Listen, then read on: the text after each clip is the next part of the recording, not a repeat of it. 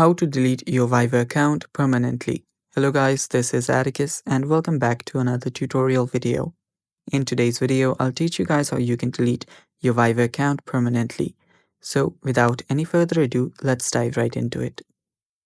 Now to delete your Viber account, you will need to deactivate it within your app settings. So for that, open up your Viber.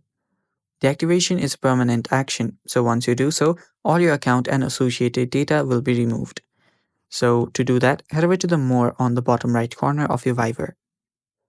After you're there, tap on the Settings option.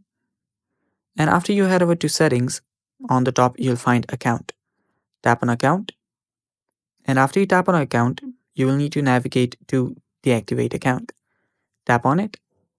Now all you have to do here is type in your phone number and then tap on Deactivate to confirm.